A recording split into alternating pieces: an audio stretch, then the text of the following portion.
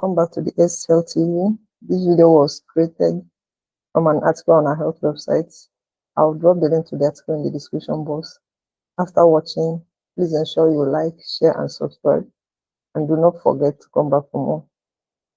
See you soon. Pregnancy is, well, it's an incredible journey, but let's be real. It can also be tough on your body. From that all-day nausea to aches you didn't know were possible, the discomforts are very, very real. So in this explainer, we're going to break down why they happen and give you some practical, safe ways to get some relief. Let's get into it. You know, this quote just nails it, doesn't it? Everything you might be feeling is actually part of this amazing process. And while none of this is harmful to the baby, it can be a huge challenge for you. So just remember, what you're going through is completely normal, and you are so not alone in this.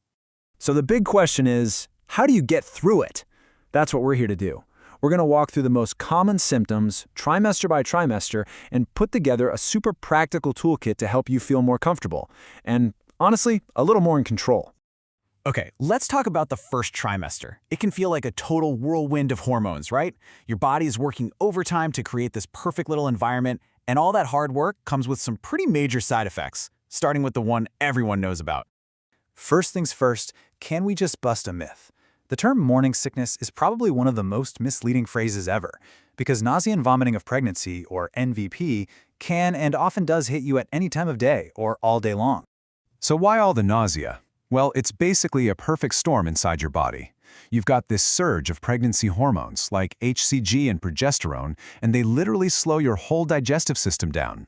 Throw in low blood sugar, being totally exhausted, and maybe even a family history of migraines, and bam, you've got the recipe for nausea. And it's not just the nausea, right?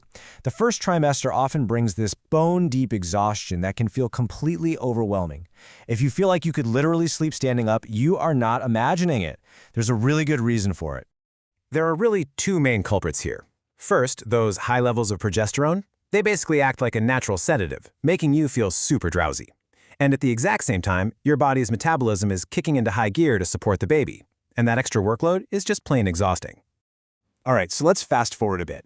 As you head into the second and third trimesters, some of that early fatigue and nausea might finally start to fade. But now, a whole new set of discomforts can show up as your baby and your belly start to really grow. Does this sound familiar? Suddenly, your back hurts, your hips are aching, and just walking across a room can feel like a major effort. And it's not just about carrying extra weight. There are some very specific things happening inside your body. Let's break down what's really going on. You have hormones like relaxin that are loosening up all your ligaments to get your pelvis ready for birth, which can make your joints feel unstable. Your center of gravity shifts way forward, putting a ton of strain on your lower back. And on top of all that, your growing uterus is pressing on veins, which messes with blood flow and leads to things like swelling and cramps. Okay, so we've covered the why, now for the good part, the how. This is your toolkit, packed with simple, effective things you can do to manage all these discomforts, no matter what stage of pregnancy you're in. First up, posture. It is your absolute best friend for preventing back pain. Just try to be mindful of how you're carrying yourself. Stand tall, tuck your pelvis under just a bit, and please swap out the high heels for some comfy, supportive shoes. It makes a world of difference. For that nausea that just won't quit, think small and simple. Keeping something bland, like crackers, right by your bed can help with blood sugar before you even stand up. Ginger is a classic for a reason. It really can help settle your stomach. And here's a pro tip. Try sipping cold drinks between your meals, not with them. It helps keep your stomach from getting too full. Heartburn. Another super common one thanks to those relaxed digestive muscles. This chart is a great little cheat sheet. But honestly, the biggest takeaway? Gravity is your friend. Stay upright for a while after you eat, and prop your head up with pillows when you sleep. And of course, try to figure out and avoid your personal trigger foods. Now here's a cool thing. You can actually fight fatigue and constipation with a lot of the same strategies.